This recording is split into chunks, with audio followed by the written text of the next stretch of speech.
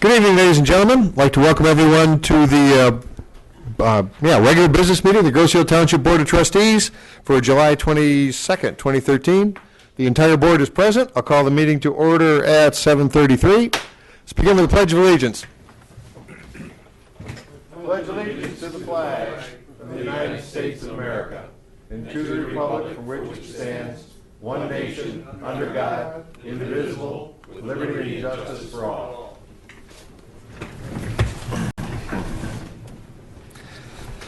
Okay, once again, welcome to everyone. We're going to begin with additions, deletions to the agenda before we get rolling, and I believe we have a couple offered. Mr. Supervisor. Mr. Buddy. I would like to move that action item number 9 be deleted at this time so that we could have more time to look into it. Support. Okay, Mr. Budney has proposed we delete action or remove action item number 9, the MERS Uniform 457 retirement resolution, for the reasons he enunciated. Does he have support? Support. No. Who's the tiebreaker? Goes to Mr. Posiask. Okay. With that being said, any? I have a question. Is this under any deadline? I think it says to start in August. It has. We were supposed to start the program in August, so. Okay, but we already have 2 other programs, and the reason I'm asking for it to be removed is in reading the resolution and through it kept referencing back to the plan, and that the employer, which would be the township, would be bound by the plan, and there was no plan to see what we're getting tied into. So I just want some time to look at the plan and see what we're going to get tied into. Okay. So the delay will not affect us? I'll just have to extend it, yep. Okay. All right. Okay. Any other discussion on this issue? If not offered, those in favor then of removing action item number 9, the adoption of the MERS Uniform 457 supplemental retirement resolution. Sorry. It's new. Okay, where was I? Anyway, those in favor of removing action item number 9, please signify by saying aye. Aye. Aye. Opposed? None offered? Oh, that will be removed. And then one more. Mr. Supervisor, Mr. Malvesto. I'd like to delete action item number 11, the Water's Edge Kayak Canoe Dock proposal.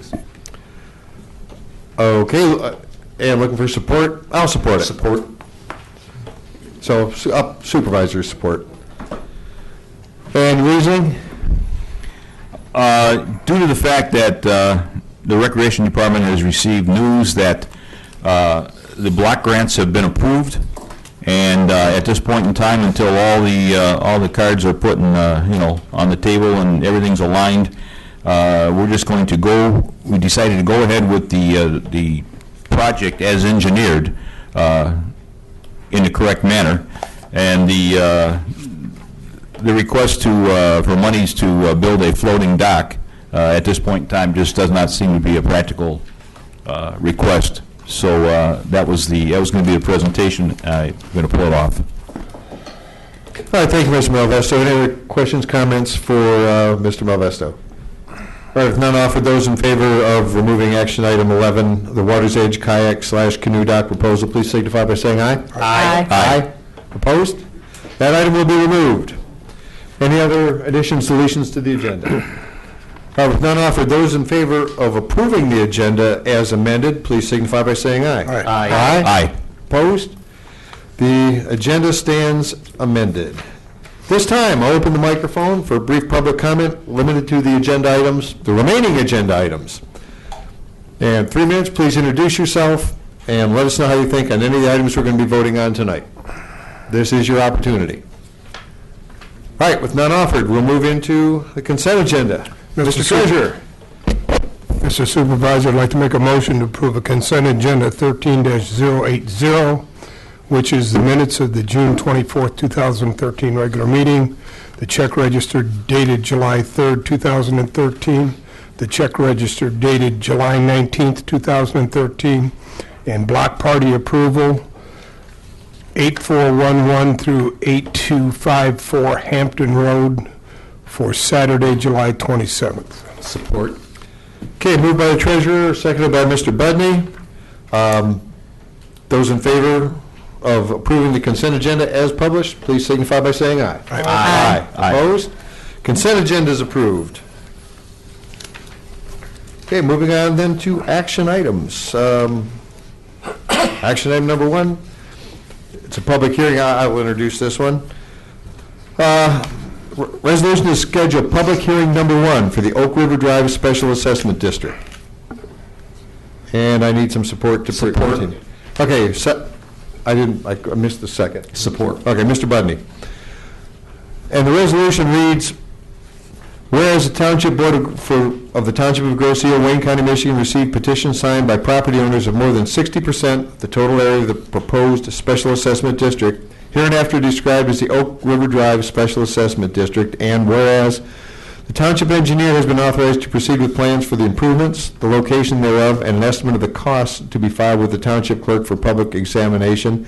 Now therefore be it hereby resolved that a public hearing will be held on August 12th, 2013 at 7:30 p.m. to examine preliminary costs and estimates of the proposed Special Assessment District, and notice of which will be published and mailed to all property owners in the proposed Special Assessment District, with affidavits of mailing pertaining thereto on file with the Township Clerk, and in accordance with the aforesaid notices, all persons will be given the opportunity to be heard at the scheduled public hearing. That is the resolution that allows them to, it's a paving repair job on Oak River. The residents pay for it. It's, we engineer it, they pay for it. It's an addendum to their taxes over a specific time frame. Questions, comments from the board? All right, none offered. Those in favor of approving the resolution as read to schedule a public hearing number 1 of the Oak River Drive Special Assessment District, please signify by saying aye. Aye. Opposed? We will schedule the hearing. Thank you. Moving on to action item number 2, Mrs. Smith. Okay, thank you, Mr. Supervisor. I'd like to make a motion to accept with regret the resignations of Robert Arndt and Sean Payton from the Communications Commission effective July 22nd, 2013. And I'd like to thank them for their service on the commission. Unfortunately, it seems both individuals had heavy work obligations, and I'd like to wish them well as if in the future they decide that they can come back and they can make more time for us, that would be great. Support. Okay, moved by Mr. Smith and seconded by Treasurer Van Oss to accept with regret the resignations of Robert Arndt and Sean Payton. Questions, comments from the board? Other than to reinforce Mrs. Smith's deep appreciation for their participation. No other comments? Those in favor of accepting with regret the resignations of Mr. Payton and Mr. Arndt, please signify by saying aye. Aye. Opposed? None offered. Gentlemen, thank you. Mrs. Smith. Another motion. This is a two-parter. Unfortunately, I've got more resignations. Feel like I'm taking things personally or something. To make a motion to accept with regret the resignations of Amy Longton and Bethany Rista from the Festival Commission effective July 22nd, 2013. And I would like to thank them for their service and dedication and commitment to the commission and to Island Fest. And with Part B of that, based on the recommendation of the Festival Commission, I would like to recommend that we appoint Chad Novak as our new chairman for the term of July 22nd, 2013 to March 31st, 2014. Support. Okay, moved by Mrs. Smith and seconded by Trustee Budney. Two-part, I guess we can do, if it's approved, it'll go through. So Mrs. Smith's, Mrs. Longton's resignation and Mrs. Brista, and the appointment of Mr. Novak to the chair position. Questions, comments from the board? Other than thank you, Amy and Beth, Yep. for some great festivals. Yep. And Chad, you've been working right along with them, so you're ready to step right up. Stand up and take a bow, Chad. Yep. Yay. Thanks, Chad. Okay, questions, comments or any comments from the board? With that, Brian, I have a couple things I'd like to run by, if I can take the floor for a second, about the festival coming up. I'll give you the floor at the end of the meeting. I'll come back. Yeah, one thing at a time. Okay, any other questions, comments from the board? All right, with none offered, then, again, those in favor of accepting with regret the resignations of Mrs. Longton and Mrs. Rista, and approving the appointment of Mr. Novak to the chair position, please signify by saying aye. Aye. Opposed? None offered. Again, Amy and Beth, thank you. Chad, we got some work for you. All right, let's move on to the action item number 4, and I'll introduce the appointment to the Island Beautification Committee. And the motion is to appoint Mr. Gerard Page to the Island Beautification Committee for a term length of July 22nd, 2013 to March 31st, 2014, based upon the recommendation of the Island Beautification Committee and Art Kester, the chairman. Support. Seconded by Treasurer Van Oss. Thank you, sir. Mr. Page's initial term is the remaining length for the member he is replacing. Off the top, I don't remember who that was, but at the 2014 Township annual meeting, Mr. Page's term length will be the 3-year appointment per ordinance, should he choose to continue. Questions, comments from the board? So I'll follow with my comments that Island's looking good. I mean, between the garden clubs and Island Beautification, we have flowers, we've got a nice-looking DDA, the entryway looks good, we're still working on maybe some improvements at the north entryway, so it just looks nice. It's going to be looking nicer. So with that, those in favor of approving, any other comments from the board before I say any other, those in favor of approving Mr. Page's appointment to the Island Beautification Committee, please signify by saying aye. Aye. Opposed? None offered? Mr. Page, welcome and thank you. A little bit lengthier. The approval of the, I recommend the approval of the Senior Alliance Multi-Year Plan for Aging Services. And I guess I will read the resolution. Actually, I'd like a second before I get into the resolution. Support. Okay, thank you, Mr. Buddy. This is a resolution where the township adopts a certain number of services, and the Senior Alliance, as we're becoming the oldest community downriver, are certainly more and more a part of lifestyle on the island. So the resolution of the Township of Grosse Board of Trustees affirming approval of the Senior Alliance Multi-Year Plan for Aging Services. Whereas the Township of Grosse, Wayne County, Michigan recognizes the role of the Senior Alliance as the designated area agency on aging for southern and western Wayne County to be responsible for planning, developing, coordinating, monitoring, and managing a comprehensive organized service delivery system of services for older adults and caregivers. And whereas the 34 communities of southern and western Wayne County, including the Township of Grosse, comprises the planning and service area to the agency's governing body, and whereas the Office of Services to the Aging require local area agencies on aging to request approvals of their multi-year plan from their local governments, and whereas the Senior Alliance has submitted the plan to this honorable body in accordance with federal and state laws, and whereas the Senior Alliance has held public hearings, public input sessions, and key informant survey was distributed to the client, caregiver, and service provider population for feedback which contributed to the development of the multi-year plan for fiscal year 2014 through 2016. Now therefore be it resolved that this honorable body of the Township of Grosse Board of Trustees approves the multi-year plan for fiscal year 2014 through 2016 as presented to the Township of Grosse, approved and adopted by the Township Board on July 22nd, 2013. Now I'm asking for support. Support. Lots of support. We already had a support from Mr. Budden. Mr. Budden. Okay, well, You got a lot. How quickly I'm forgotten. how quickly I forgot.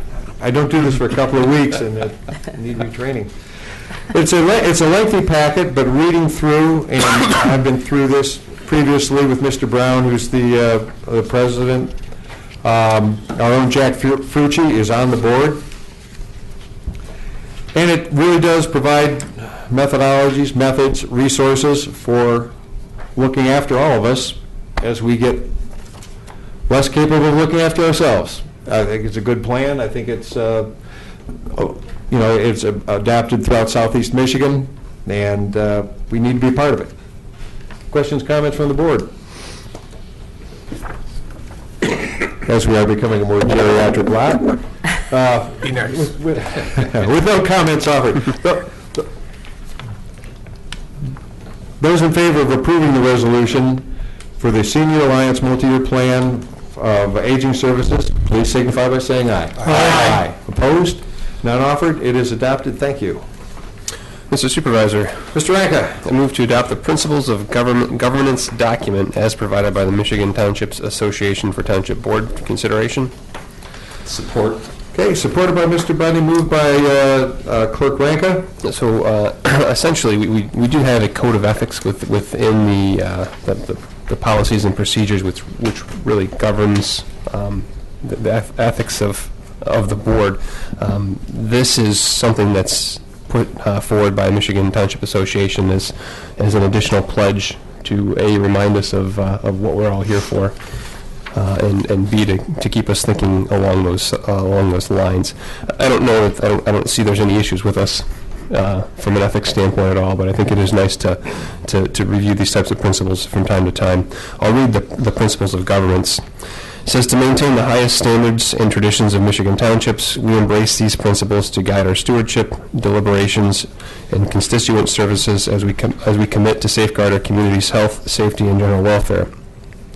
We pledge to insist on the highest standards of ethical conduct by all who act on behalf of this township, bring credit, honor, and dignity to our public offices through collegial board deliberations and diligent, appropriate responses to constituent concerns, actively pursue education and knowledge and embrace best practices, treat all persons with dignity and respect and impartiality without prejudice or discrimination, practice openness and transparency in our decisions and actions, cooperate in all reasonable ways with other governmental entities, and consider the impact our decisions may have outside of our township's borders. Communicate to the public township issues, challenges, and successes, and welcome the active involvement of stakeholders to further the township's well-being. Strive for compliance with all state and federal statutory requirements. Refuse to participate in any decisions or activities for personal gain at the expense of the best interest of the township. Further the understanding of the obligations and responsibilities of American citizenship, democratic government, and freedom. These principles we pledge to our township, our state, and our country. So I'll start just a little discussion on this. It's obviously an objective. I think it's more the beginning of a quest rather than the end. Looking this over, and Mr. Rank and I spoke about this at some length earlier on our current ethics. We have, I think, 3 paragraphs in our policies and procedures manual. They present a good start. I think we need to expand them, and I think we need to add some teeth. We have no means, among the elected members, we have no means to enforce any of this. So that's something we could develop. Among our management staff, I don't know what we have for teeth for enforcement. With our labor contracts, what disciplinary measures are available should we determine violations?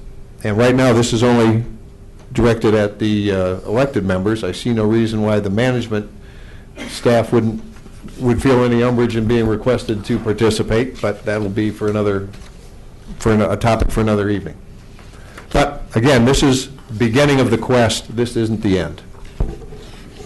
Mr. Supervisor. Mr. Budney. Yeah, I have no problem with any of these. In looking at this, though, I just couldn't see any reason for it, in that it looked to me like it was something that we would adopt, and we'd put in our folder, and we'd put it away, and we'd go about our business, which, from what I can see, we do this already. We all took an oath of office. We have the paragraphs on ethical conduct already in there. So what does this add? What is the real reason for it other than window dressing? Yeah, no, it's a good point. I don't know that it's necessarily the window dressing. I think it's more of a reminder to us and to those watching, why we're here and what we're supposed to be doing. Well, so is it necessary? And for this board in particular, absolutely not. absolutely not. But I see no harm in bringing this up as a resolution. I think we already follow these practices anyway, and I think it is a good reminder to strive for this. And at the end of the day, it really does kind of bring you up to thinking about other things that we need to look at. And Mr. Loftus had sent me an email saying that, hey, we need to look at our code of ethics. It's probably old and needs some update, and yeah, I agree. And, Well, and that was- it's things like this that bring those Yeah, that's topics my, up. my point is that you look at this and you go, oh, good, this is a good reminder, and then, boom, this meeting goes away, and is this going to go away too? How are we going to be reminded down the road? Are we going to have, and I just happened to, I think I read Mrs. Gray's email again today, and I think it did say in there of having this actually hanging somewhere or putting it up. And that's my whole point, that if all we're going to do is adopt this and then put it in a drawer, let's not bother. If we're going to do something with it, that's fine, because this stuff is important. And I agree with you that I think we're all doing this, and thank God we are. But I hate to just be doing things for the sake of doing them. And that's when I looked at this, that's kind of what I thought. We're adopting this just to adopt it. But if you're going to do something with it, that's fine. Well, my proposal in my conversations with Mr. Ranka was I would vote to move it forward, but I wasn't going to sign it until I thought we had filled those other steps to make it, to give it teeth, to make it mean something, and then we would hang it with all our signatures in a prominent location with pride. If you don't think doing your job as a township, as an elected official is important, and to me most of us, it's our daily activities, but the only court case you have to read is Paith versus Worth Township, and how any one of the members of that township board had taken their job seriously. The good people of Worth Township would be $650,000 better. So they completely abandoned their oaths, they completely abandoned their jobs, and a family suffered for 8 years, but eventually in the U.S. District Court was awarded $840,000 in climate originally, and then on appeal it was knocked down to about $650,000. So I think we take this job seriously. I think we'll continue to do so, and when we are confident that we are on the track to meeting all these, the pledge, that it has some teeth, it's understandable, that we have an ethics policy, we've updated our policies and procedures, then I'll probably sign it, and I'll expect the rest of us to sign. If Eric isn't going through getting signatures, I'll get them. But that's my stance right now. I will vote to move it along, but it's a starting point, not an ending point. Other comments? Mr. Supervisor, it seems to me that we as individuals did do a lot of this when we were sworn into office, and I fully support signing this document and would sign it immediately. I believe very strongly that this community looks to every one of us sitting on this side of this chair, and they want to hear that we support these governances. And I don't have a problem with saying it over and over and over again. And I also would like to point out that when my signature's on it and your signature's on it, we're going to look at each other and kind of be each other's watchdogs in case there was ever a doubt. I don't think this board will ever have that doubt. But let's put it all out there together and get it in a nice frame and hang it in Township Hall and say we mean it one more time. Thank you. Okay, thank you, Mr. Posiask. Other comments from the board? All right, with none offered. Those in favor of adopting the principles of governance read by Clerk Ranka, signify by saying aye. Aye. Opposed? None offered. This moves along. Oh, move to action item number 7. Mr. Bundy. Yes, Mr. Supervisor. Proposed motion based on the recommendation of the DPS Commission, motion to approve the following resolution for the intergovernmental agreement between the County of Wayne and the Township of Groseal for maintenance services at 4 intersections off East River Road, at Church Road, Ferry Road, Island Boulevard, and Stout Road. Support. Was that Mrs. Smith who's? Miss- Yeah, okay, thank you. And I'll go ahead and read the recommended motion. Whereas the Township of Groseal believes quality roads are a vital part of any community, and whereas certain improvements are necessary to intersections on Church, Ferry, Island, and Stout roads to increase traffic safety and to encourage economic development. And whereas the County of Wayne has committed to resurfacing the intersections of the identified roads in an area generally described as above, and the Township of Groseal will assist financially in the resurfacing of the intersections of the roads.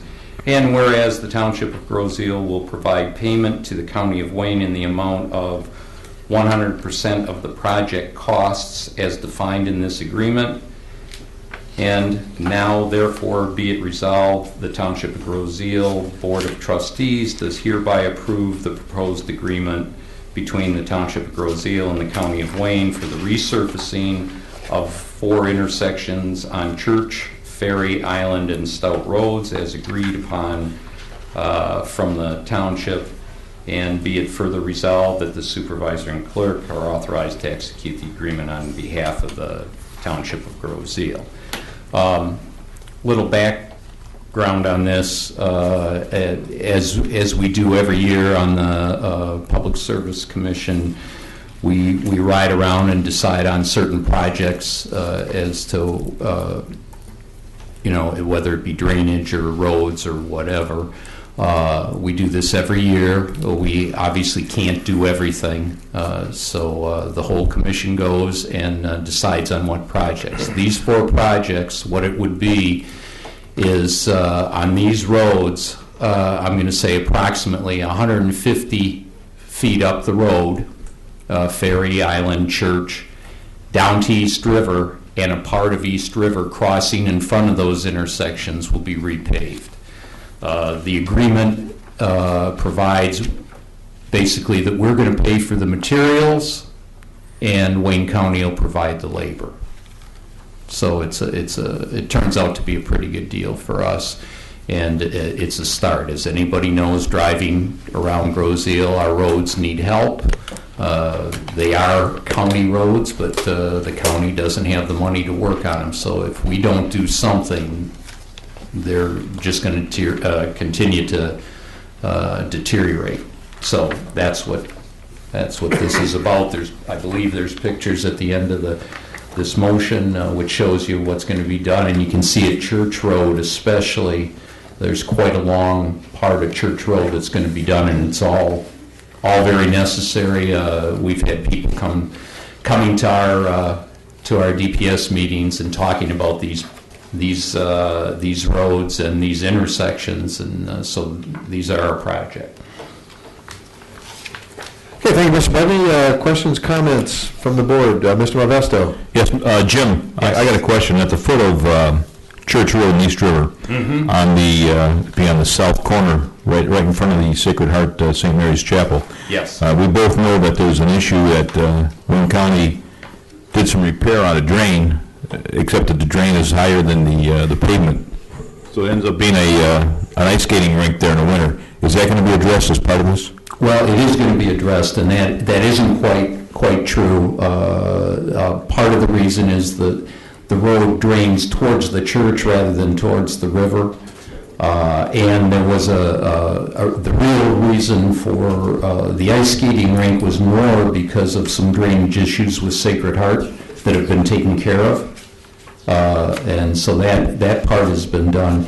But yes, they're going to redo that whole, because that's what needs to be done. In our discussions with them was Great. That that whole road needed to be reworked as to the drainage issue. So its elevation will be changed so it drains away and... It drains away from the church drains east rather than west. Thank you.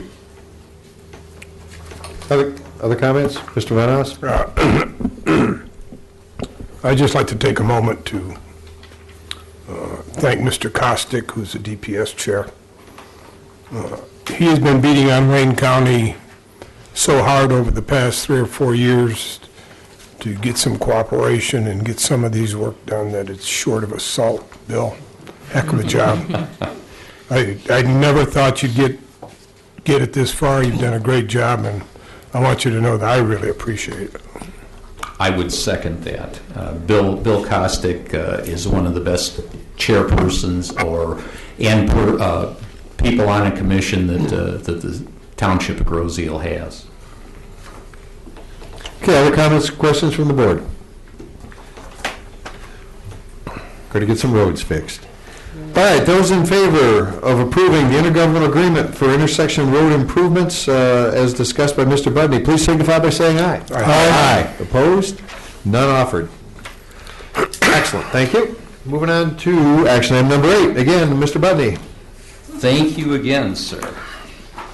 I'd like to have a motion to award a bid to Ferndale Electric, which was the lowest bid, in the amount of $62,660 for the emergency repair of the automatic transfer switch and the associated switchgear based on the recommendation of the Charles E. Raines Company. Support.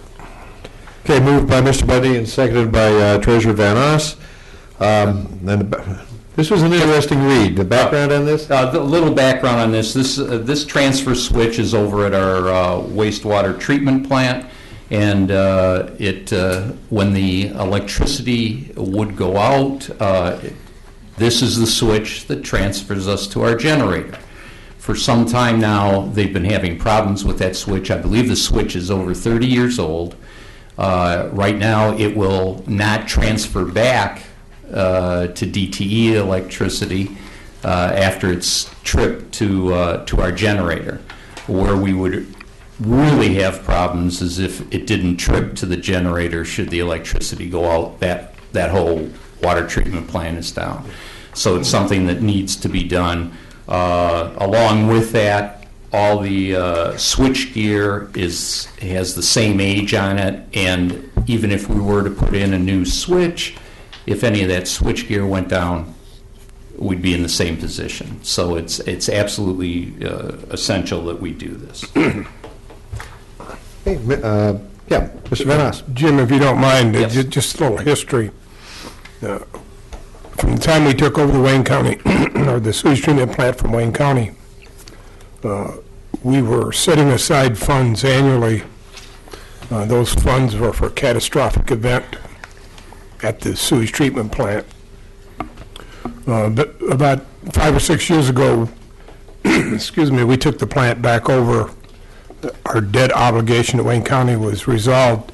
We continue to set aside that same amount of money for a catastrophic event. So the funds required to make these repairs, and all major repairs over there are coming out of this fund to ensure that it doesn't affect your water and sewer rates. This could, at this point, is probably not a catastrophic event, but trust me, if it failed, it would become a catastrophic event. So we are trying to maintain the sewage treatment plant in its best possible condition, even though it's 40-some years old. And anytime we see a major repair required, we go to that fund to make those repairs, and it is, again, is not reflected in your water and sewer rates. That's all I have. Thanks, Ted. Other comments from the board? Yeah, if that thing didn't switch, everybody gets like one flush, right? And then the phones start ringing. Yeah, obviously, keeping this, maintenance is the key, keeping it running smoothly. With that, those in favor of no other comments, questions offered? Okay, with none seen, those in favor of awarding to Ferndale Electric the amount of $62,660 for the repair of the automatic transfer switch and the associated switch gear, please signify by saying aye. Aye. Opposed? None offered. Let's keep that running smoothly. Thank you, Mr. Kostick. Mr. Supervisor, based on the recommendation of this Grosse Ile Airfield Commerce Park and the Grosse Ile Airport Commerce Park Commission, recommends the Township Board to award the architectural services to subdivide Building 63 to Sarnicki and Associates in the amount of $8,000. Support. Okay, moved by Treasurer Van Oss, supported by Trustee Budney. All right, as a form of explanation on this, we have two very large buildings that were occupied by Iverson and Company, Building 63 and the building next door to it. They've been for lease for a long time, and we've had very little success. We had a partial lease in there with Homeland Security that's now gone. Because of the big area that's in there, we're having a lot of difficulty finding tenants. We have received several requests for areas of a much smaller nature, 5,000, 2,500, 5,000, even some 8,000 square foot areas. So what we're going to ask the architect to do is put together a plan to subdivide that back building, that's the building farthest away from Grow Road, Building 63, into smaller units and see what the feasibility of that cost-wise is, so that perhaps we can effectively start to lease some more space, leaving the big building, the original main building of Iverson, intact for a potential tenant. But it's a lot of square footage. Currently, we're leasing part of that space out to park vehicles, inside storage, which is generating little or no revenue to the township, but it is maintaining the building. It's keeping the lights on and paying for the electric and stuff. But that kind of a lease is a temporary lease, and it could be moved over to the bigger building if we found that we could utilize that effectively and maybe generate some more revenue for the airport. Okay, thank you. Any other comments, questions from the board? Yeah, I've got a couple questions. So do we have any tenants that are currently waitlisted? Or We don't interested have anything to parties? offer them. Okay. We've just had some requests, and this, before we move forward with any renovations, we need to see whether this would be the way to go, or whether it would be smarter to build another spec building to the size requirements that we feel we can lease over there. But we need to have some numbers put together so we know which way is the best way to go. So that's why we're asking for this. And this was bid out. There was 3 bidders, and Sarnicki was the lowest bidder. And then is there a total renovation budget if we should decide to go forward? Yeah, they would bring that forward to Okay. the board again. Okay. Nothing will be, this was just to see if it's feasible, to be quite frankly. Okay, thank you, Mr. Smith. Other questions, comments from the board? All right, if none offered, those in favor of awarding to Zarnicki and Associates for the amount of $8,000, the architectural services plan to subdivide Building 63, please signify by saying aye. Aye. Opposed? None offered? Maybe some progress. That'll move us down to Mr. Pozat. Thank you, Mr. Supervisor. This is action item number 12. Indeed, yes. Recommended action is to award the 2013 Pathways Rehabilitation bid to Pavex Corporation, the lowest qualified bidder, in the amount of $123,525, as recommended by the Township Engineer and the Bike Path Commission. Support. Supported by Treasurer Van Oss. A little history, we've been on a fast track to get a good handle on rehabilitation of our existing bike paths. We're all excited about a new one coming in on Horsemel, and the rest of them need to stand up to that same high standard we're used to. So we've gone out for bids, and we've gone fast. Kudos to all who worked hard to get this in place. The project was bid. We did receive 2 bids, and they were reviewed by the Township Engineer just last weekend, late Thursday or Friday. It has been fully funded with budgeted funds. The repair project was proposed by the BPAC and discussed at the June 10th Township Board meeting. This current budget identified, I don't think I need to read through all of the figures because it would be repetitive from last time, but all our specific bike path maintenance funds covered from an approved voter millage. We intend to start as soon as humanly possible and have them all done before the end of the year, which is November 15th. Well, with that said, November 5th, that's about when the asphalt company shut down for the winter? That's correct. Kind of why you've established that as a chop date. It's not that everybody's going to be off deer hunting, it's... No, it's a variety of projects. Some will be replacement of asphalt, some will be seal coating, some will be crack sealing, dressing it up, and making them look a lot better. I've got two members of the Bike Path Commission in the audience, and their smiles are great. So, Bill, Gary, Woody, thank you for all your hard work, and to the rest of the Bike Path group, thank you too. I'm convinced the bike paths are one of the best amenities our community has to offer. They're in use all the time, summer and winter, and we won't have them if we don't maintain them. So thanks for moving us forward on this. Other comments from the board?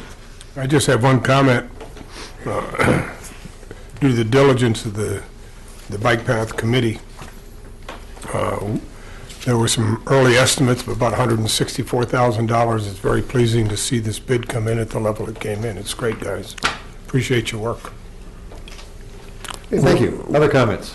We're hoping that 123 is accurate, but it is bid on a unit pricing, and if things happen to show up that may affect that bid either way, there is funding available for it. Okay. Other comments from the board?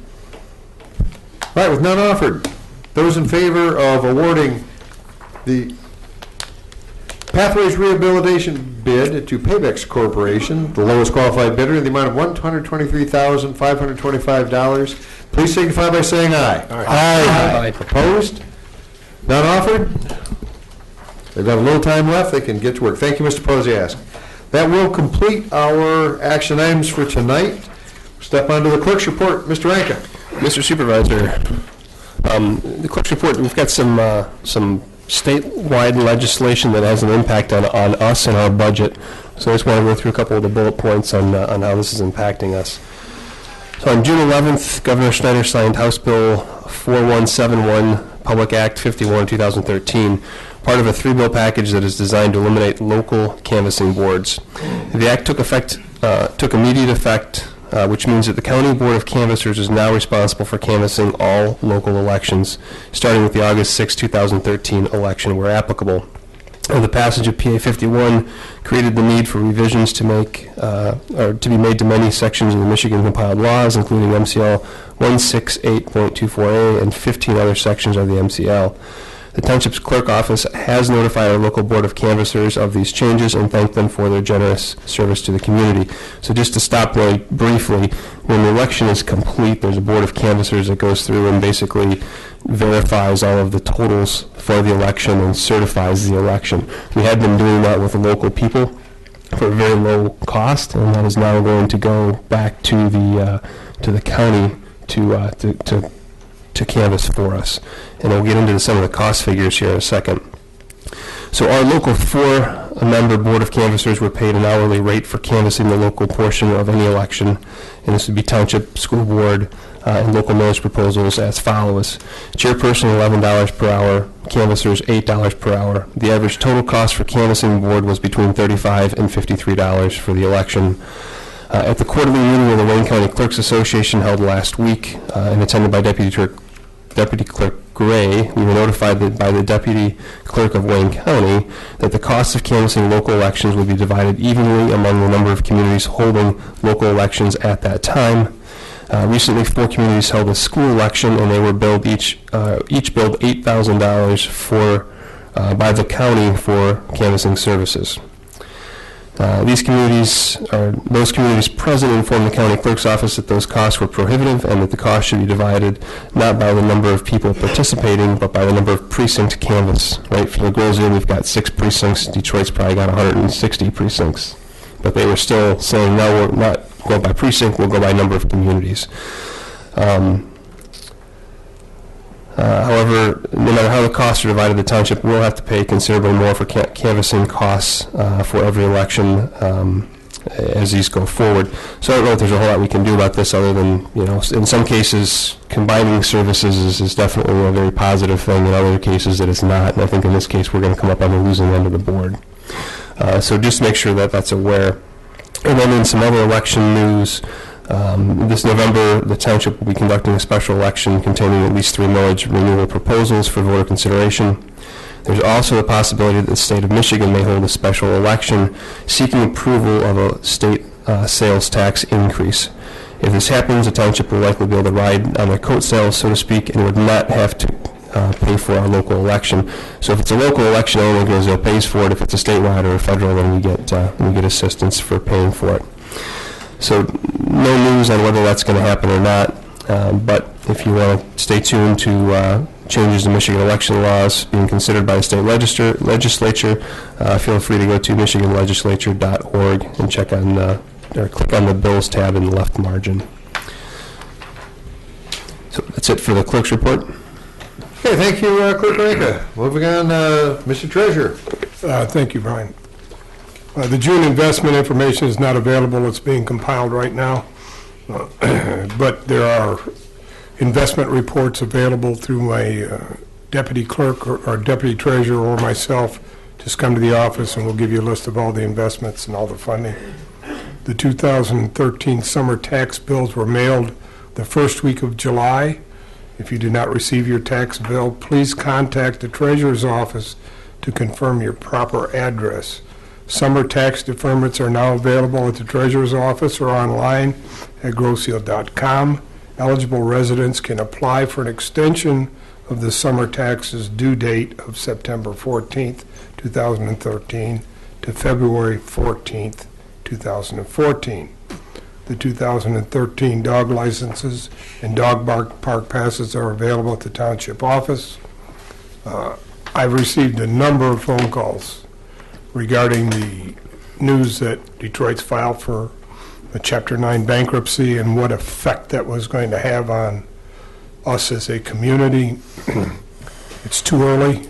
We don't know what effect it's going to have. We obviously think it's going to be challenged in court at a number of levels, both at the circuit level, and it's probably going to go to the state Supreme Court because of all the involvement. So I'm sure Ann's fielded a number of questions. I fielded a number of questions. We just don't know. We assume that if it does go through, there will be some effect on bonding costs, not the bonding costs that we're currently involved in, but going forward on any bonding costs. So as soon as we get any information that will affect our taxpayers, we will be sure to give it to you. And I have nothing else. Oh, that's it. Thank you, Mr. Treasurer. Move on to trustees. Mr. Posiask. Nothing to add, sir. Okay, Mrs. Smith. Okay, couple things in regards to the adoption of principles and governance pledge. Item number 3, continuing our education and knowledge. On Wednesday, I'm going to be going to Lansing for the MTA accounting workshop. So hopefully that'll help me with my understanding of this in-depth process here. Also, obviously I read earlier that we had a couple resignations from some of my commissions and committees. We're looking for some really good volunteers to dedicate some time. It's not overly burdensome. It's a lot of fun. It can be very rewarding, specifically for the Communications Commission as well as for the Festival Commission. We've got a couple openings on both of those particular areas, so send in your application. There is a PDF on the I believe the homepage of the website with the information for volunteers to fill out the application. Good news as far as Island Fest is concerned. When our wrap-up meeting a couple of weeks ago, we had determined that we had actually grossed $10,000 this year, so we were profitable. That's very exciting. Hopefully next year we can beat that. And let's see, what else? Today I sat in on, for the Communications Commission, we did a interviewed prospective website providers for us, and it was very interesting, very enlightening. And at our next Communications Commission meeting on August 14th, we hope to have some decisions made so that they can bring a recommendation to our board in the next few weeks. And the next meeting for the Festival Commission is going to be August 21st. And that is it. Thank you, Mrs. Smith. Move on to Mr. Moresto.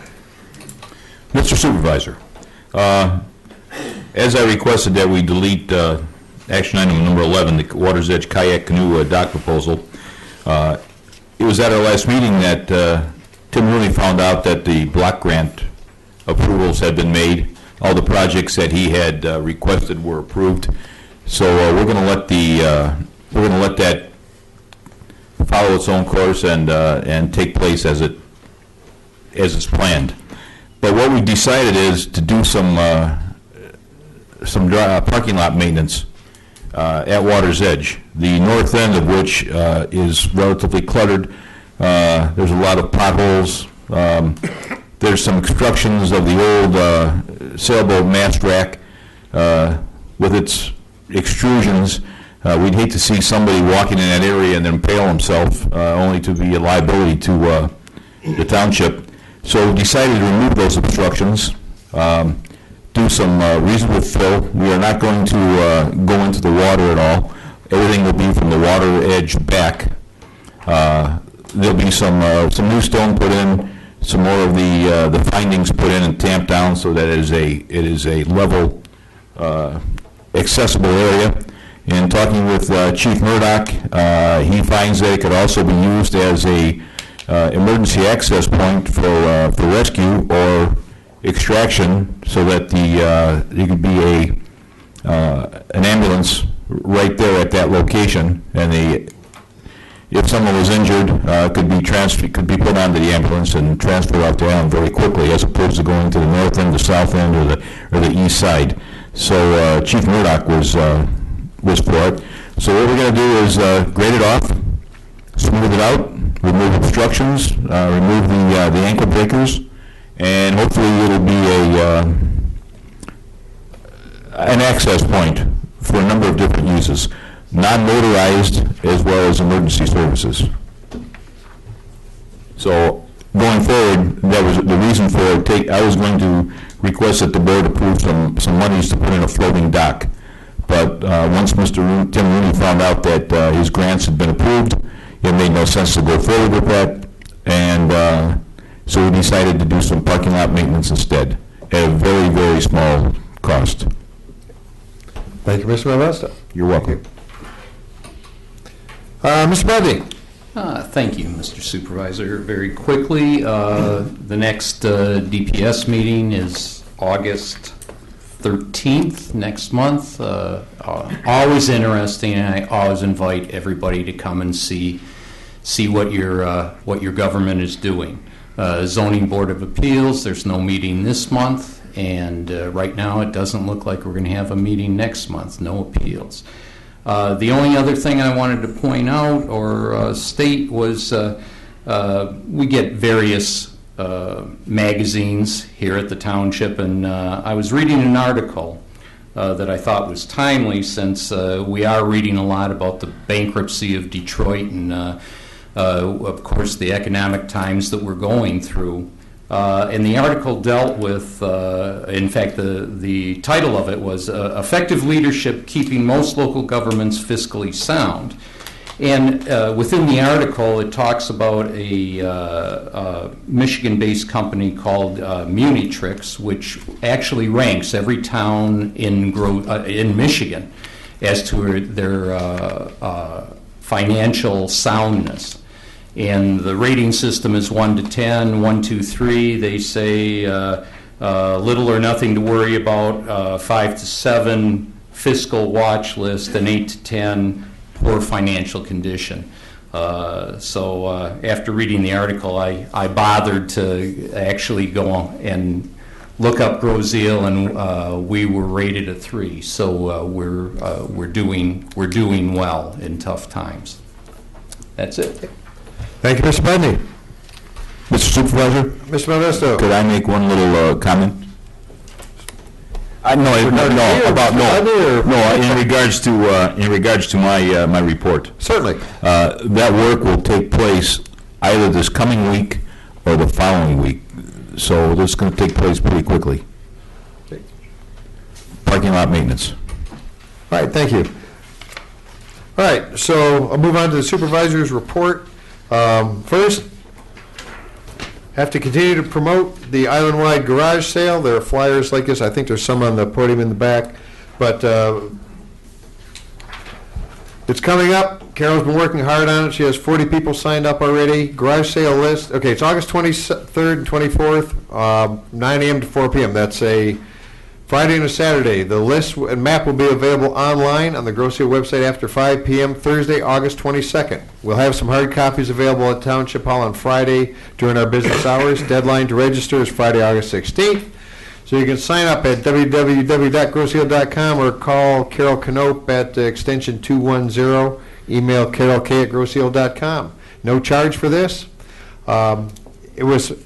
I'm not a garage sale guy, but those who are, and I've gotten a lot of calls. When is it? Where's it going to be? How do I register? So, time to clean out that garage, get rid of that stuff that you don't want to store anymore. That'll lead us to a topic of another conversation somewhat later, but if you need to sell something you haven't used, something that's been parked in your driveway, this might be or stored, it might be a time to divest it. Other topics that seem to come across my desk. First thing I want to talk about is our dive team and the recovery our dive team was involved in. And Chief, would you? I could try to relay what happened. You saw a little bit in the paper, but Chief, if you would give me just a second of your time and let our residents know what their firefighters and the fire and rescue department does, among other things. I think we got called out to wind up Monday night. What time was it, Joe? I don't even remember. Another long day. 8:30. Is that what time it was? 8:30 at night, and we, along with the Downriver Dive Team, we're the only water rescue team in the area. Joe was there, I was there, our firefighters were there. We had a recovery, had a little trouble finding the car because there was no exact pinpoint, but the car went down about 25 feet of water. A woman lost her life, which was tragic, but at that point in time it turned into a recovery mode, and we ended up being there, I think we left at 4 in the morning. So it was quite a long day. The recovery went well. Grosse Ile showed itself in its true colors as, really on the spot. We're the only fire department in this area that does water rescue that has the actual lights. Joe can attest to that. We lit that entire Bishop Park up like it was daytime. So, and that's very important when you're doing that kind of recovery work, especially in a water system that's moving about 7 miles an hour. So, and we put down, I think, 6 divers that night. 6 or 7 divers went in the water that night. And we finally hooked the car, got her out. Yeah. And then that ended the process. But it was a tragic end, but the overall process in which it worked went exceptional. So that's how it went. So if you saw the newscast, you saw him interviewing Chief Grant from Wyandotte, but as soon as they said dive team, I thought, those are our guys. Those are our guys in the water at night. And all they can do at that point is bring closure to a family. But, once again, from me, from everybody, thank the guys for a thankless job. Other things we had going on, again, I talk with the chiefs all the time. We had our periods of record heat. We decided to open cooling shelters. I didn't even get a report if anybody used them, but some of our families still don't have air conditioning, and when the heat index was bumping above 100, it was unsafe, or it could be unsafe for some of these families. So the word is still, hopefully the word is still out, and with the dispatchers and the chiefs, if you're uncomfortably hot and you feel the heat's getting to you, come down to the public safety building. We have the training room is big. We have water for you. We will keep you healthy. We'd rather you drop in and spend some time on our hospitality than having the guys come out and take you to the hospital at their hospitality. So anytime we start getting into these heat index areas above 95, we'll evaluate it and we'll open up again, and we'll try to keep you advised. Those of you who are listening, if you know of a neighbor, a friend who may be in a threatened situation, please check up on them. And if they need a ride down to public safety, Give them a ride, let us know, we'll bring them down, but we'll take care of them. We'll take care of our residents. So, anyway, we'll keep doing that until it gets real cold, and if we have to, we'll have warming shelters, but we have the facilities, we'll take care of our residents. We all are aware of the record rains we had. I've got Mr. Duker printed off the official, this is official National Oceanographic and Atmospheric Administration. I used to study this stuff. But the short version is, in 7 hours and 20 minutes, we received 4.32 inches of rain. That's more rain than any drainage system in North America is capable of handling. That is a lot of rain, and yes, it overwhelmed our drains. Some of you who had drains could see the geysers coming out of it, too much water converging in too little plumbing and too little time. From that, though, and this made me, I'm just going to say angry, was the hit piece that Fox 2 News ran on the flooding off of Rucker Road. And the statement was that there was raw sewage, the mosquitoes were infesting, and it was the township's responsibility to do anything about it. And they attempted to contact township officials, but we wouldn't talk. We wouldn't return calls. Well, I'm the township supervisor. Nobody contacted me. It was Saturday. Obviously, the offices are closed. My cell phone number is on my recording in the answering machine. I'm in the phone book. She had the time to pan my picture out of the EO camera, but so she knew my name. You can look me up in the book. My number's there. I'll answer questions. And the answer would be, the sewers run south of Rucker Road. These residents live on the north side of Rucker Road. Any investigation would have pointed out sewage is not going to go up across the road and then go downhill into these people's yards. They're on low territory. It's old farmland. These are one of the lowest parts. It was, that place has been platted and built sporadically over the last century, the first platting in the 20s. So it's not a planned subdivision, it's just infill. There was no grading and drainage requirements when some of the first homes went in. So it's a catch-up game, and when you get that much rain, it's going to flood. I did talk to one of the residents. He recalled a time when we had done some work on a nearby drain that impacted him, so we'll be working on trying to find if there is an impediment there, we'll fix it. But I attempted to contact the lady who did the piece. She spoke to me for a couple minutes, didn't answer any questions. I've got questions out for the rest of Fox 2 problem solvers, but we were almost immediate. When they mentioned raw sewage, Wayne County Health wanted to know why we had raw sewage. It wasn't raw sewage. That's a serious allegation. So anyway, we did have problems. We had drain overloads. Some of our sewers had too much infiltration, so we had backups.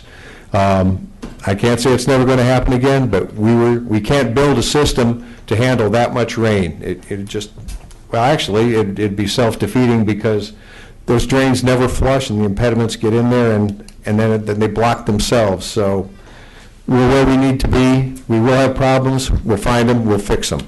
But that made me angry because they insulted the competence of your township board, of your township staff, and we didn't get a chance to defend ourselves. So anyway, if I get a response and an apology and a retraction from Fox 2, I'll pass that on to you. And that will complete supervisor's report.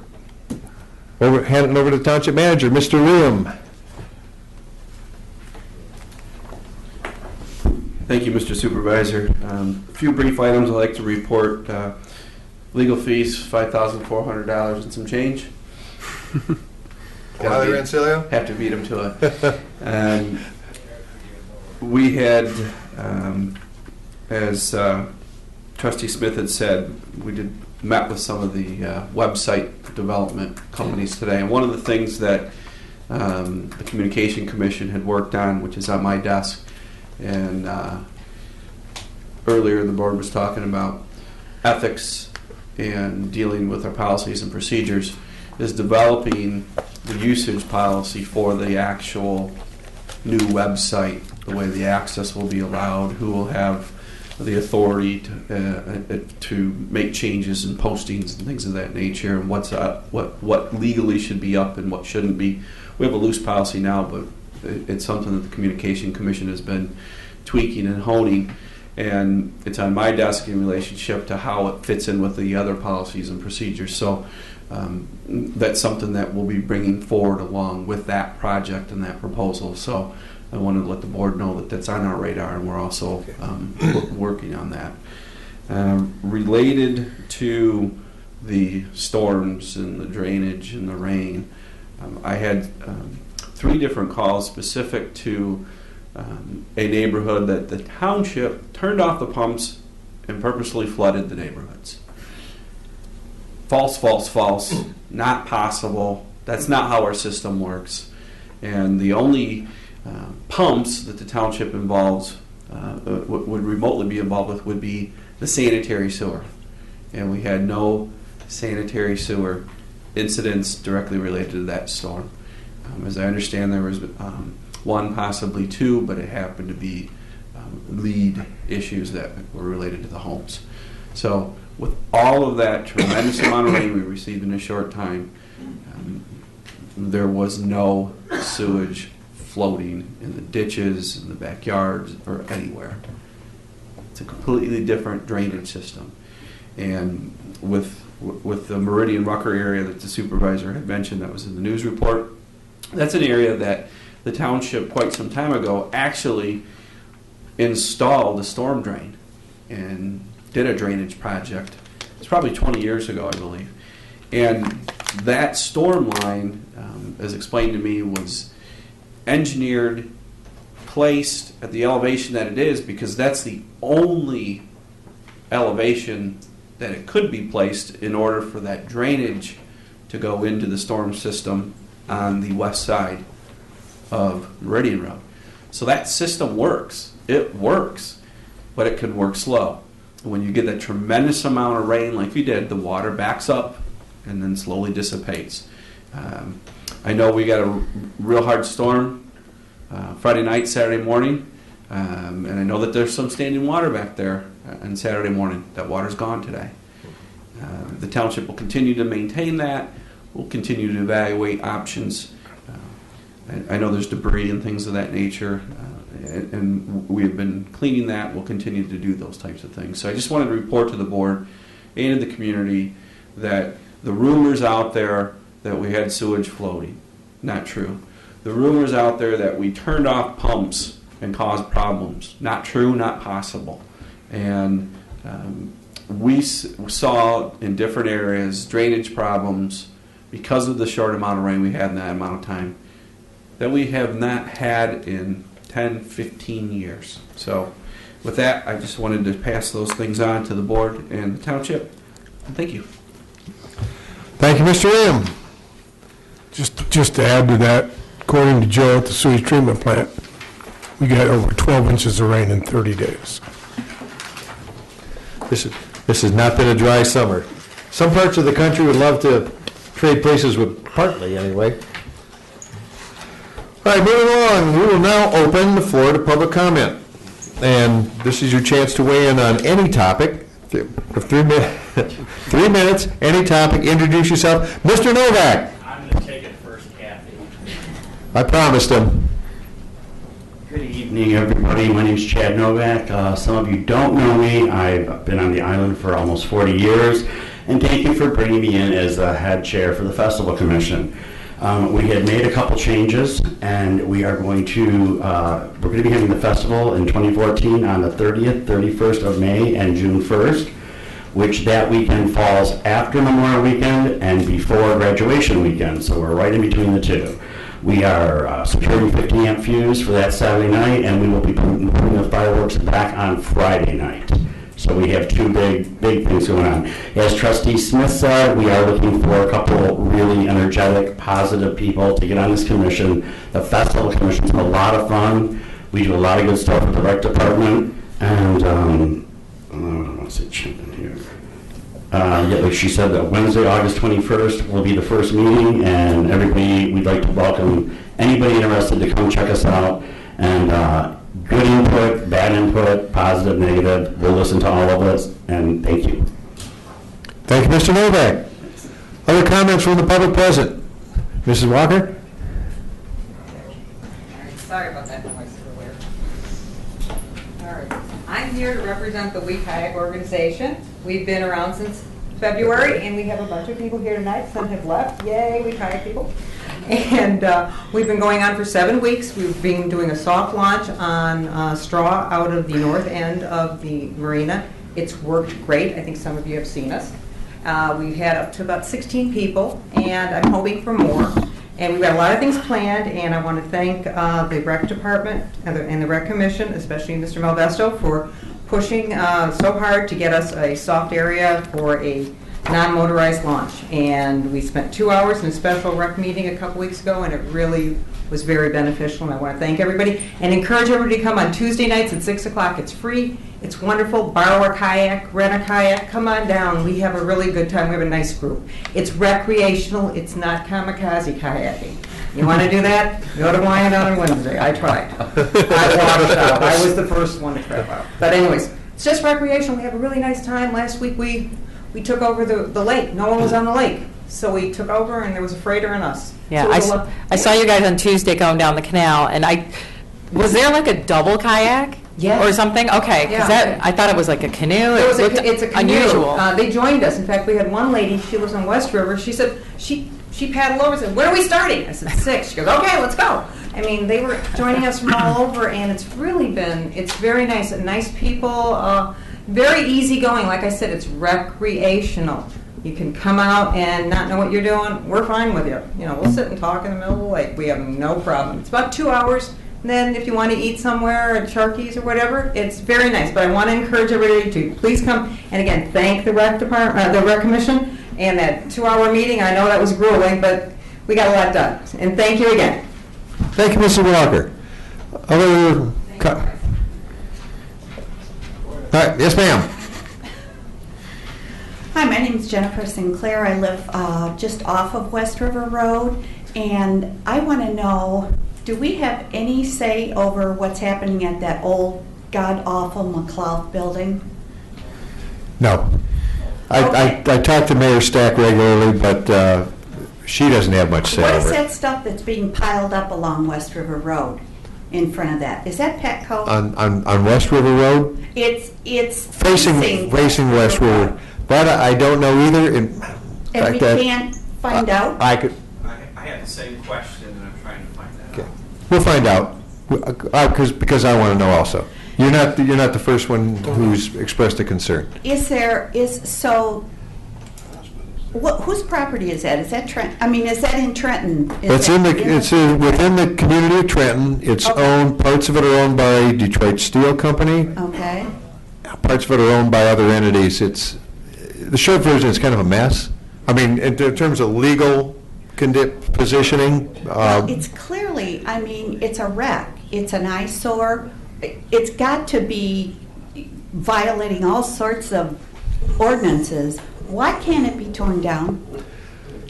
Dollars. Quite truthfully, it all comes down to millions of dollars to tear that down and do it right. It's not just a matter of tearing it down, it's reclaiming the property because all the environmentally, and that's what the big holdup is over there is private companies own it.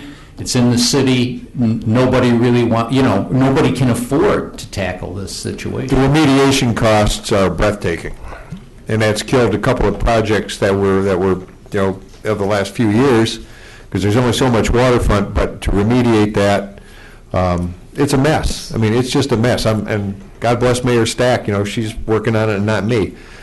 So we can't.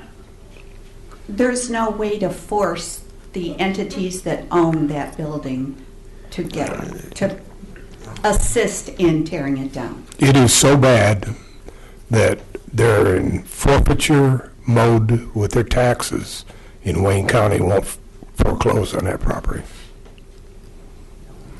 Is there any sort of is anybody looking like long-term? Something needs to be done. Everybody is looking at it. The EPA is looking at it. They're afraid to step in because of the cost. I mean, obviously, it's a Superfund site. Has it been designated a Superfund site? No, because nobody wants to take on that responsibility. I mean, Trenton can't put the pressure on because they might say, well, you do it. Trenton certainly can't afford it. Nobody wants to touch it because of the cost. Mr. Budney's right. The cost is absolutely, everybody runs from it. We've got another situation down in Gibraltar that's in the same condition, and that the old other part of McLeod Steel. Nobody wants to touch it. I mean, we can't, I would say we could put pressure on the government, but we certainly can't put pressure on Wayne County. We can't even fix our roads. No, forget Wayne County. How about Lansing? Lansing, probably a place to start. Most of us have written or talked to them in the past 3 or 4 years on a number of occasions. Give me your notes, because that's a god-awful eyesore. And I think it's environmentally damaging to the waters, too. You're is. probably absolutely right. And the sooner it goes, but the better. It's the state doesn't have money. No one, as Ted said, nobody wants to touch it because of the millions upon millions of dollars that it would cost, and that's the holdup. It's a horror story. Yeah. It's a horror story. No, we're hoping that's not true. Yeah. There are some moving parts. There is some industrial interest in parts of that site. It's not hopeless, but it's a tough mountain to climb. Just so that you know, ma'am, there are 2,318 Superfund sites in the United States. There are 70 of them in Michigan, and some are worse than that one. It's a tall road for government to deal with. We have a Superfund which deals with abandoned sites. That site's not abandoned. There's a lot of work to be done to get it into a situation where the EPA could step in, and then they would evaluate it and put it into some sort of a plan. Even they can't come up with enough money. Not every year for every site. In 20 years, we've cleaned up about 200 sites. You know what I've wondered? I know because I used to be an attorney with the U.S. Attorney's Office, and I did some environmental cases. I don't understand why businesses that own these production facilities, why they're not responsible when they close down, like McLeod, I don't know how many, 30 years ago now, 20 years ago. They have no responsibility for rehabbing the site. Is that correct? They certainly do. Whether they accept it or not is a different story. And whether it can be And enforced. we have nothing that can force them to do that. Well, if they go out of business and there's nothing left of them, because remember, a corporation is an entity by itself. It's not the individuals, it's the entity. Right. The entity goes out of business and there's nothing left. There's nobody to go to. That's unfortunately the problem. They could be forced out, but nobody wants to take that step. Because if they force them out, then someone has to assume that responsibility. So we're doing nothing.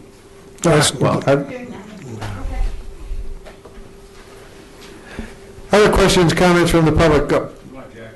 Mr. Delphi.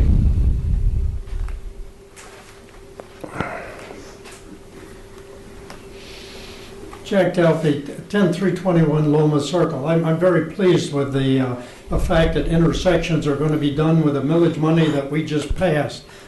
Just one question about it. Is there a tentative timeline for these intersections, whether it's this year or... We certainly hope to get it done this year, working with Wayne County. And in fact, Bill, can you step up and maybe answer Jack's question? No, it's a good question. In fact, I'm going to come back up at the end. I submitted a reports in your packet, but I did want to mention that we're concerned about the timing too. And on that project, I want to give compliments to where it's due. Barry Sedlak, our DPS director, and Sohail Sabak, our engineer, because of their working relationships with the county maintenance staff, this is going to be done through the county maintenance operations, they were able to really clinch this deal, even though we've been complaining for 3 years, as Ted and Jim said. So very pleased about that. I've met and driven the project with Joe Palomera. Tomorrow, Dale and I have met last week and discussed that this intergovernmental agreement needs to be approved by the county board of commissioners. Tomorrow Dale's going to send that to Cindy Dingle and others at the county. Joe is aware of it. He has a copy of the intergovernmental agreement. He has a copy of the drawings that you saw. And I'm going to call him middle of the end of this week, and he's going to ask the county staff, where's the agreement? I want it on our agenda. Our hope is get it done by the end of September. This work, the type work can even go into October, but we need to have a push through the county, and Wally knows how that works. So Mr. Palomero has indicated to me he fully supports it, all of our efforts, and he's going to push it through. Thank you. I just have one other, I believe Clerk Rankin mentioned 3 millages for this fall, is that correct? Just what is the subject of them? Can you tell us that? You must know what they are. We can. One is a .75 police millage renewal. Gosh, we just talked about this. .4 library. .4 library and .33 drainage. Okay. Thank you. More information will be coming out. Drew a blank there. Other comments? Mr. Clark.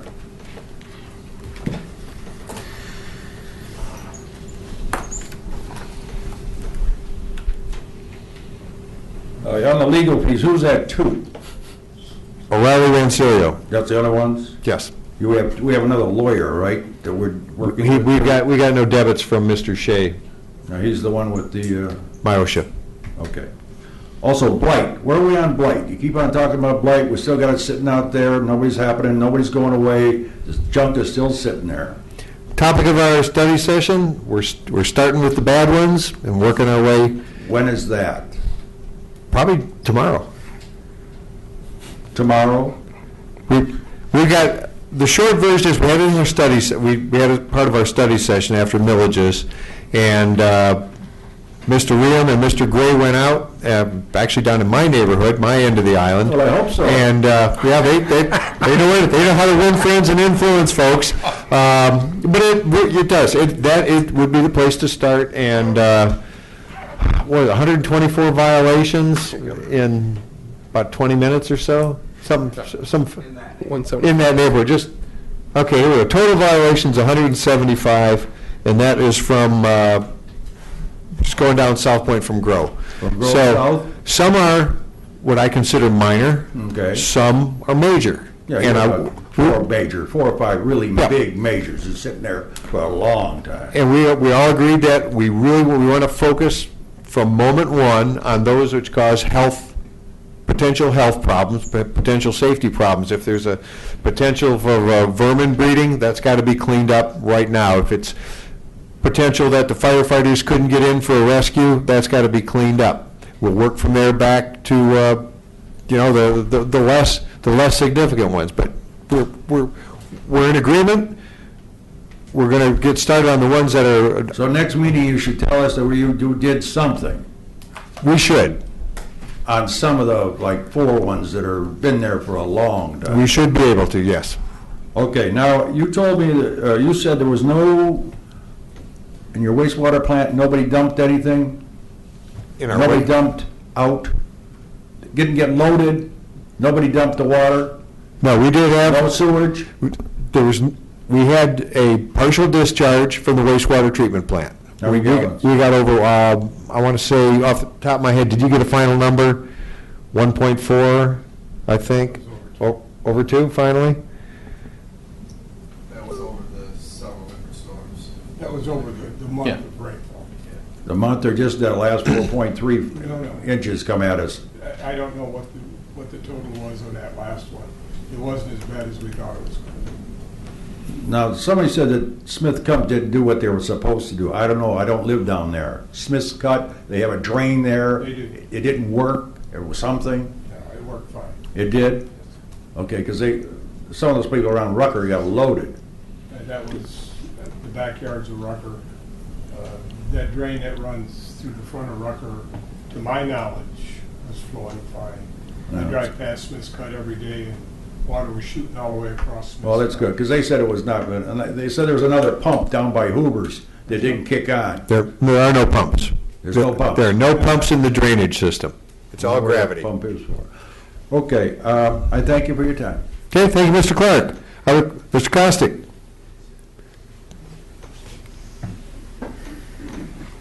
Bill Costick, Chairman of the Public Services Commission. A couple of comments about tonight's meeting. I want to give credit to the Bike Path and Pedestrian Safety Committee. Pushing that through has been a good job, and I know how hard you worked on that, so my compliments. And Jack, are you on that committee? No. But he should be. But he should be, right. Also, to Eric, I think you operate with those ethical standards that you talked about tonight, and I like the idea, and I suggest that when every election occurs, every trustee that gets reelected or elected gets a copy of that, and it should go to staff. So I think Dale would tell you that the City Managers Association has a similar code of ethics, so compliment to that.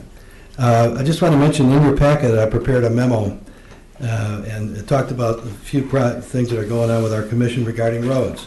Number one, you already dealt with East River tonight. I want you to recognize the right people, and our engineers and Barry are the people that so far have got us to the point where we're at. Now we'll get the agreement going, and we're also in the middle of our concrete repair program. We're spending well over $100,000 this year repairing slabs on our cement or concrete roads. The contractor pulled out. He got half done, and he's going to return in about a week and finish the slabs. We're going to finish repairs on Gray's Drive, a Park Lane near Ferry, and adjacent to the post office is a drive that goes, or paved road that goes, called Playscape, that goes to the Playscape. Some serious holes in it, and Canterbury and a few other locations. So that thing's going very well.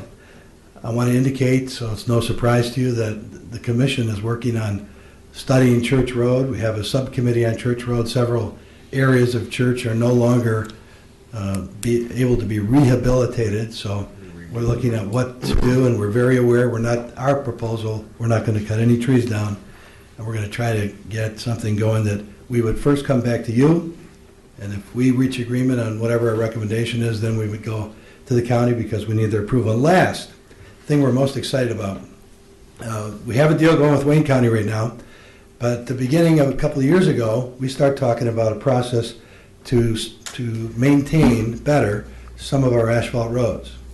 And we can seal the cracks, do a crack sealing, joint sealing, we can do minor asphalt repairs. But what we really need is a treatment to preserve the maintenance of the roads like Ferry, like Bellevue, like South Point, many of our other asphalt roads. We start talking about a process called chip seal, where you put an emulsion down, you spray an emulsion down on a road, and you put a sort of like a pea stone, but it's a sliver. It's not round, it's almost flat. Monroe County, because Barry happens to live in, and so does Dale, in Monroe County, they're well aware of the program. About 6 weeks ago, our commission visited with the Monroe County Road Commission, learned about their process, saw their equipment, inspected some of the chip sealed roads, and I can tell you that there are some roads that have 2-3 times the traffic volume we have on many of our roads, not Meridian, but on many of our other roads like Ferry, some sections of East River, and it is really holding up well. So we're very serious about this. The better news is the staff at the Monroe County Road Commission took the issue for a discussion piece before the Road Commissioners Board in Monroe County, and they said and passed a resolution supporting the effort to help us with an experimental mile or two based on the fact that Governor Snyder's pushing for intergovernmental cooperation, so they saw this as an excellent opportunity to do that. Okay, so that's all good news. And they said they could do it for us for between $20,000 to $30,000 a mile. That's opposed to $400,000 a mile to resurface a road. And so it's considerable savings. They've been out and they've looked at Ferry as a possibility, Bellevue as a possibility, and the section of East River between Manchester and Grow. That section's starting to show a lot of signs of failure. Not severe though. And there are some areas that Monroe County successfully maintains with chip seal that have held up very well and have a lot more traffic than that section of East River. So that's all good news. And the reason I'm telling you all this is because the bad news is because of all the rain, and they only do it in July and August. They've lost so many days, it's doubtful, and I think Jim and Ted know this, doubtful that they're going to get here this year. next week. We expect to get their report back. And if for some reason, miraculously, they were to say, okay, we're ready to do it, I don't know how we're going to handle that, but we might want to do something to say, can we get board approval to proceed if they come back and say we can do a road?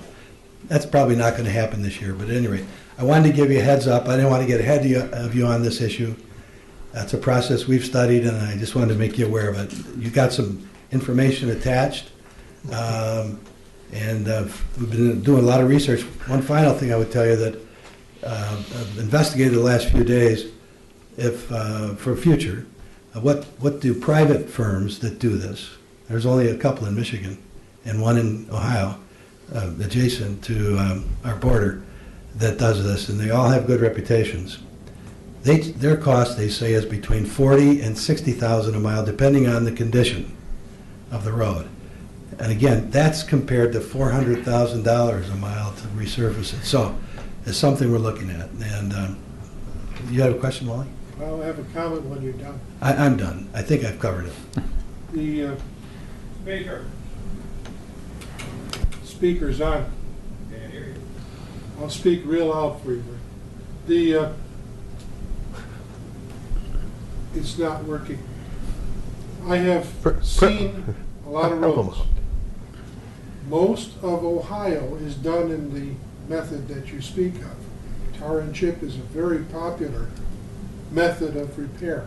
And when we started that conversation, you might remember that I said 3 years ago, take a look at the road that feeds both ends of the Groseal toll bridge. That's tar and chip, which is exactly what you're talking about. Oh, I've forgotten that. And Thank it you. wears well. Thanks, Wally. Bill? I understand they don't do any milling prior to this process, but the road is cleaned. My question is, once it's been chip sealed, 10 years down the road, can you go back and re-chip seal that road again? They say every 3 to 5 years, you go back and chip seal it, and it just continues to build. There's no structural ability to this chip seal, but it does provide a better surface than a seal coat, for example. Much better than plain asphalt. They also said that it gives you good traction in wintertime, better than an asphalt surface. So. Yeah, Bill, thanks again for all you do for the township. It's great to have your expertise there. I like all of what you're saying here. The one thing I do hope is that when the Church Road Subcommittee comes back, that there is some type of a pedestrian pathway. I know it's very difficult with the trees there, but hopefully that's at least something they're considering as they go through this. And there's a sidewalk there for much of it now. We talked about that, and we're going to come back with a plan to fix the sidewalk where it needs to be fixed and extend it. Thanks. Well, anything else for Mr. Costick? Thank you very much. Thank you, Bill. Thanks, Bill. Other questions or comments, public comments before we adjourn? With none offered, I will entertain a motion to adjourn. So moved. Moved by Mr. Budney, seconded by Wally. Mr. Posiak. Those in favor of adjourning signify by saying aye. Aye. Opposed, none offered. So we'll adjourn at 9:05. Good night, everyone. Thanks for coming tonight.